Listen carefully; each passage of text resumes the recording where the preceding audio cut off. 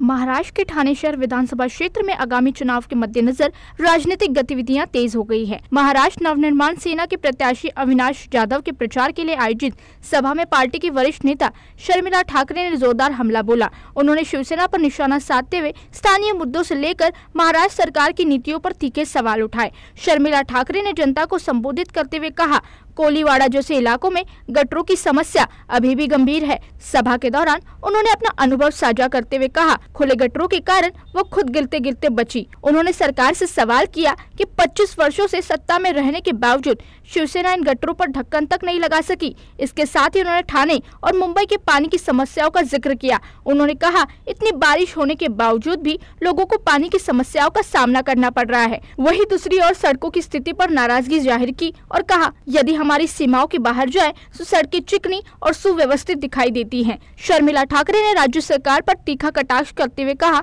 हमारे यान चांद पर तो पहुंच गए हैं, लेकिन मुंबई गोवा हाईवे अभी तक अधूरा है। उन्होंने व्यंग करते हुए कहा, राज्य के विधायक और सांसदों की भूख आखिर कितनी है, जब उनका पेट भर जाए तो जनता के लिए कुछ काम करें। इसके अलावा शर्मिला ठाकरे ने पुलिस कॉलोनियों पर भूमि का उल्लेख करते हुए कहा, वहां बड़ी इमारतें बन सकती हैं, जिससे आम जनता को लाभ मिल सकेगा। उन्होंने राज्य सरकार की महिलाओं को 1500 रुपए देने की योजना को आड़े हाथों लिया और कहा, यह राशि भीख जैसी है। उन्होंने किसानों को सही दाम देने और रोजगार के अवसर बढ़ाने की मांग की।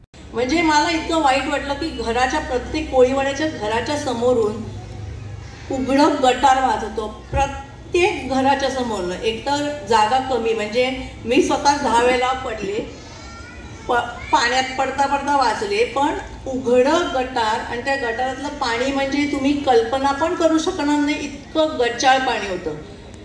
स्वातंत्र्याला 75 वर्ष झालीत। त्याच्यानंतर मी गेले प्रभादेवी, एकदम छान पॉश एरिया, 11 मजली बिल्डिंग आहेत। आमच्या तिकडच्या आमदारांनी बिचाऱ्या सगळ्या गरीब लोकांना SRAच्या नावाखाली काढून त्या बिल्डिंग मध्ये ठुसलंय। दिवाळीचा दिवस होता, मी घरी पत्रक घेऊन गेले अमितचं। त्यांनी मला सांगितलं, एक आजोबा झोपले होते, एक खोलीचं घर होतं। त्यांनी मला सांगितलं, वहिनी आत्या टाकी बघा आमची। ते बोलतात, आज आपण अभ्यंग स्नान करतो दिवाळीच्या दिवशी, आमच्याकडे स्वयंपाकाला पण पाणी नाहीये। ही वेळ होती रात्री 8ची। स्वातंत्र्याला 75 वर्ष झालेत पूर्ण, आणि काँग्रेस, भारतीय जनता पक्ष, शिवसेना, मी फक्त महाराष्ट्रातली नावं घेते, हे 20 पेक्षा जास्त वर्ष सत्तेत आहेत। आपल्या महाराष्ट्रात मुसळधार पाऊस पडतो। म्हणजे तुम्ही बघाल तर आता तर ह्या वर्षी आत्तापर्यंत पाऊस पडत होता। आम्हाला असं वाटलं की सभा होतील का नाही होतील, इतका पाऊस होता। एवढा पाऊस असून सुद्धा प्रभादेवी सारख्या ठिकाणी पाणी नाही, म्हणजे आंघोळीला पाणी नाही दिवाळीच्या दिवशी। किती लज्जास्पद गोष्ट आहे।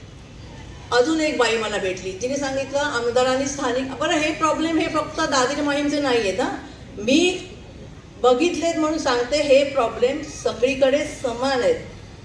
त्यांनी सांगितलं, आम्हाला म्हाडाकडनं आमदारांनी बाहेर काढलं आणि सांगितलं, तुमची डागडुजी करून देतो बिल्डिंग।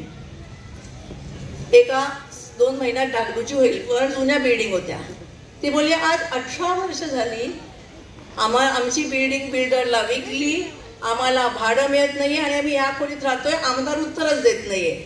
म्हणजे गरीब लोकांना तुम्ही किती फसवाल।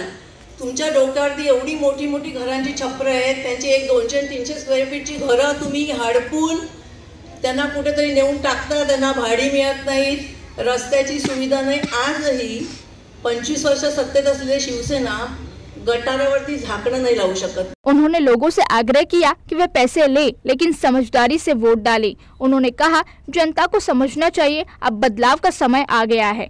Bureau report, DC news India, Thane.